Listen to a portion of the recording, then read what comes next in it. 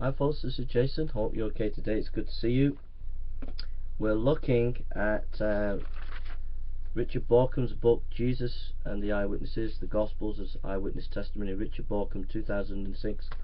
And this is really a whole series just to get us thinking about Richard Bauckham's scholarship. Like I said, I acknowledge I agree with the book about 85% of the book. I agree with the main thesis of the book. I think the book is a wonderful book. It's produced shockwaves in the scholarly world when it came out in 2006, and it's a very, very good book and helpful, and I would encourage you to read it. And what I'm trying to do is to get you to think as a skeptic and as a Christian.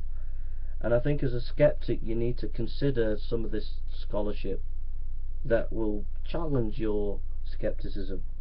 And as a Christian you need to read this scholarship because it will encourage you in your faith to know that what you believe is not myth, it's not hairy-fairy ideas, but it's rooted in good, solid, scholarly work.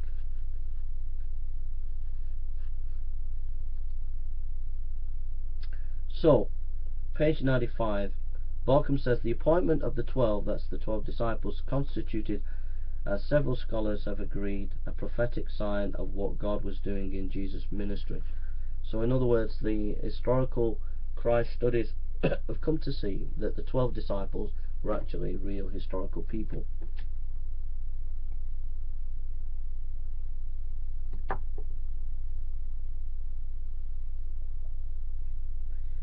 Bauckham writes, it is not difficult to imagine that their role in the earliest Christian community would include that of authoritative transmitters of the sayings of Jesus and authoritative eyewitness of the events of Jesus' history. If any group in the earliest community was responsible for some kind of formulated authentication of a body of Jesus' traditions, the 12 are as much more obviously likely to have been that group. So if we can verify that the 12 disciples actually existed and knew Jesus, and that's what most scholars have become round to actually believe in it, then it's not hard to understand that they would have been custodians of the eyewitness traditions about who Jesus was. That's so wonderful and amazing, is it not? And let's just turn to Matthew chapter 10 verse 2 and 4. Matthew 10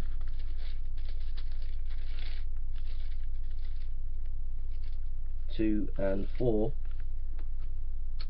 The name of the 12 apostles are these: the first Simon, who is called Peter, and Andrew his brother, James the son of Zebedee, and John his brother, Philip and Bartholomew, Thomas and Matthew the publican, James the son of Alphaeus, Lebbaeus, whose surname was Thaddeus, Simon the Canaanite, and Judas Iscariot, who also betrayed him.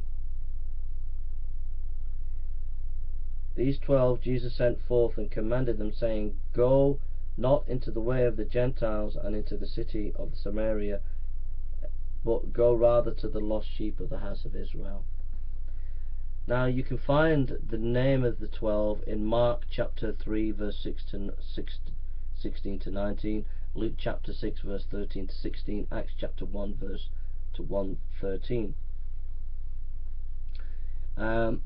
So basically these names that are mentioned, these 12 disciples, have been regarded as historically true people, and they would have been custodians of the eyewitness material of Jesus. Again, completely demolishing form criticism. Now there could be an argument coming back and say, yeah, but some of the names, some of the disciples, the lists don't seem to match, there seem to be different names, and the answer to that is that some disciples would have had two names. So for various cultural reasons, which Bauckham goes into on page 101 and 102.